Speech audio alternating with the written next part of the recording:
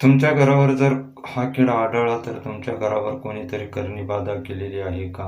तुमच्या घरात हा किडा आढळत असेल तर तुमच्या घरावर बाधा आहे. आपल्या जवळपास असे अनेक लोक असतात ज्यांना आपलं हसणं, बागडणं, सुखात राहणं, प्रगती करणे आवडत नाही. असे लोक तोंडावर तर काही बोलतच नाही, मात्र पाठीमागे काहीतरी करणी बाधा, काळी जादू, तंत्रविद्या असे अनेक प्रकार करत असतात की ज्यामुळे आपल्या घरामध्ये अचानक आजारपण वाटणं, लहान मुलं किरकिर करणं, आपला जो उद्योग व्यवसाय आहे त्यातून आपल्याला पैसे येतात तो पैशाचा त्रस्त अचानक मंदावणं, पैसे अचानक कमी येऊ लागतात आणि कधीकधी तर ते पूर्ण बंदच होऊन जातात. तुम्ही जो काही व्यवसाय करताय त्यातून जो काही पैसे कमवताय तो येणारा पैसा थांबतो. घरामध्ये सतत वादविवाद होऊ लागतात. जे तुम्ही सुखामध्ये अगदी पती-पत्नी असेल आनंदाने एकमेकांसोबत राहत होतात, तुमच्यावर देवी दृष्ट होऊ लागतात. लहान कारणांमुळे तुम्ही भांडू लागतात. तुमचे घर एकदम मोडकळीस येते आणि बरबाद होऊ लागते. आता हे सगळं काही अचानक होत नाही. या निसर्गाकडून आपल्याला असे काही संकेत वेळोवेळी मिळत असते. असे अचानक होत नाही. निसर्गाकडून आपल्याला असे काही संकेत वेळोवेळी मिळतच असतात, जे सांगतात की आपल्यावर व आपल्या घरावर, घरातील लोकांवर, लहान मुलांवर कोणीतरी काहीतरी करणी बाधा उत्पन्न करत आहे आणि ते संकेत देण्याचं निसर्ग प्रयत्न करतो. आता हे संकेत समजून घ्यायचे की नाही हे आपल्यावरती आहे. त्यातली 2 संकेत आज आपण पाहणार आहोत आणि असे संकेत जर तुम्हाला मिळाले तर जर तुम्हाला जाणवू लागलं की हो कोणीतरी काहीतरी केलेलं आहे, तर अशा वेळी सावध व्हा. एक अत्यंत प्रभावशाली उपाय सांगत आहे. हा उपाय अगदी लागली त्या दिवशी जेव्हा तुम्हाला समजेल अगदी त्याच दिवशी तो उपाय करून टाका. संकेत नंबर 1, आपल्या घरामध्ये जर करणी बाधा, रंगाचा भवरा असेल, ज्या प्रकारे करमाशी असते, मधमाशी असते किंवा गांधी माशी असते त्या प्रकारे त्यांच्याहूनही मोठा जाडसर असा रंगाचा एक भुंगा असतो.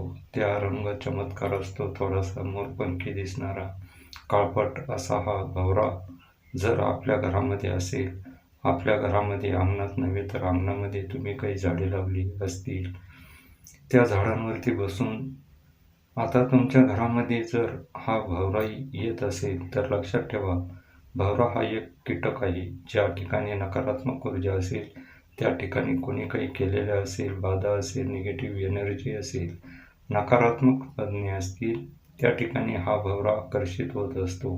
अन्यथा तो बागेमध्ये, झाडावर, फुलावरती वगैरे उडताना तुम्हाला दिसून येईल.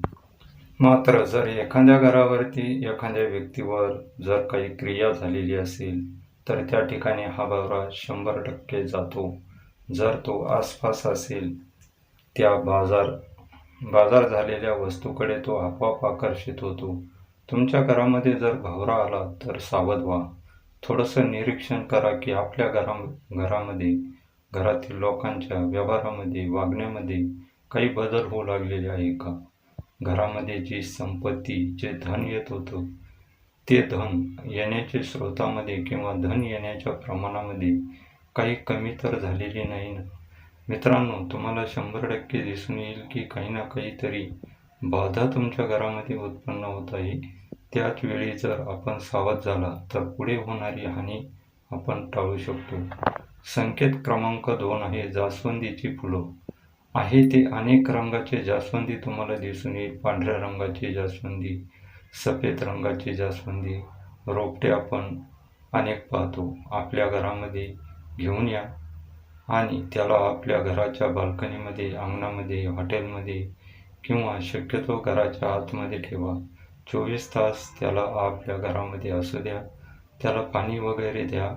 जर हे पांढरे जास्वंदीचे रोपटे 24 तासाच्या आत सुकले, पाणी देऊनसुद्धा, सूर्यप्रकाश मिळूनसुद्धा जर ते सुकले तर लक्षात ठेवा, जास्वंदीचे हे पांढऱ्या रंगाचे रोपटे ज्या वेळी कुठेतरी काहीतरी बाधा उत्पन्न होतात, काहीतरी नकारात्मक शक्ती कुणीतरी आपल्यावरती काही करू लागतं, त्या वस्तूमध्ये हे रोपटे तग धरू शकत नाही.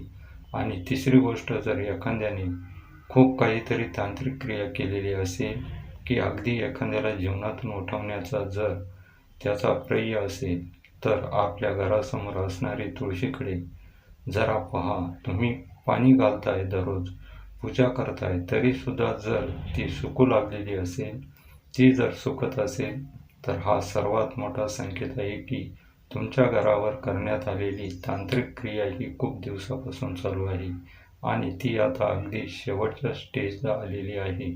खूप मोठे संकट येण्यापूर्वी तुळस आपल्याला असे काही संकेत देत असते. आता असं झाल्यानंतर साहजिकच आपण घाबरून जाल. या ठिकाणी 3 उपाय सांगत आहे. या तिन्ही उपाय आपण करायचे आहेत. पहिली गोष्ट आहे, आपल्या कुलदेवीला आपण शरण जावे. आपले जे कुलदैवत आहे, कुलदेवी आहे, ते माहीत करून घ्या. त्यांना शरण जा, त्यांच्याकडे घराणे मांडा आणि प्रार्थना करा. दुसरी गोष्ट आहे, तुमचे जे गुरु असतील किंवा तुमची ज्या देवावरती श्रद्धा आहे, हे निष्ठा आहे, त्या देवाला तुम्ही घराणं घालू शकता. आणि तिसरी गोष्ट आपण स्वतःवरती करायची आहे. मार्केटमध्ये तुम्हाला पिवळी मोहरी मिळेल. ही पिवळी मोहरी साधारण मूठभर किंवा 2 मूठ घ्यावी. एखाद्या मातीच्या पात्रामध्ये आणि बाजारामध्ये भीमसेनी कापूर मिळतो. हा शुद्ध कापूर मानला जातो. जर नसेल उपलब्ध, तुम्हाला तात्काळ करायचा असेल, तर अगदी साधा कापूर घेतला तरीसुद्धा चालतो. मात्र भीमसेनी कापूर हा सर्वश्रेष्ठ आहे. कापूर घ्यायचा आहे, मोहरी घ्यायची आहे आणि दोन्ही वस्तू व्यवस्थित एक करा आणि समप्रमाणामध्ये मोहरी आणि कापूर घ्यायचे आहे आणि त्यानंतर आपल्याला त्या मातीच्या पात्रामध्ये जाळायचे आहे. तर जळणारा कधी, जेव्हा हा भवरा तुमच्या घरामध्ये येईल किंवा रोपटे सुकून गेलेले तुम्हाला दिसून येईल, हा उपाय तेव्हा करायचा. आपल्याला घरामध्ये सकाळी, दुपारी, संध्याकाळी जेव्हा वेळ असेल तेव्हा करायचा आहे. कापूर मोहरी जाळायची आहे. त्यानंतर पीठ घेतल्यानंतर ती ज्वाला आहे ती भिजवायची, जेणेकरून त्यातून धूर बाहेर पडेल. आणि आता हा धूर आपल्या संपूर्ण घरामध्ये, संपूर्ण प्रत्येक कानाकोपऱ्यामध्ये स्टोरेज रूम आहे, तेथे सुद्धा आपले जे घराचे टॉयलेट, बाथरूम आहे, घरातल्या प्रत्येक कानाकोपऱ्यामध्ये कुठे काही कणी करून ठेवले आहे का काही सांगता येत नाही. काही लोक पाण्याच्या माध्यमातून, अगदी कशाच्या माध्यमातून प्रकारे तांत्रिक क्रिया करत असतात. म्हणून एकही कोपरा न सोडता संपूर्ण घरामध्ये, बाल्कनीमध्ये, तर बाल्कनीमध्ये सुद्धा हा धूर पूर्ण फिरवायचा आहे.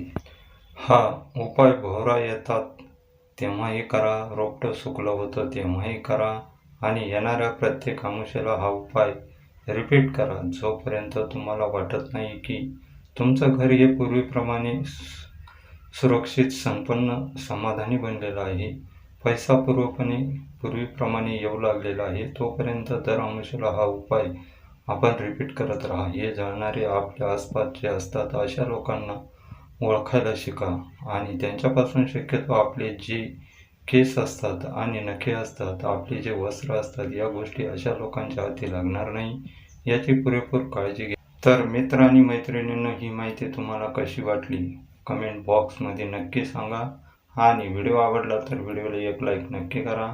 चॅनलवर नवीन असाल तर चॅनलला सबस्क्राईब नक्की करा आणि हा व्हिडिओ आपल्या मित्रांसोबत शेअर बी करा. तुमच्या सर्वांचे मनापासून स्वागत आहे. श्री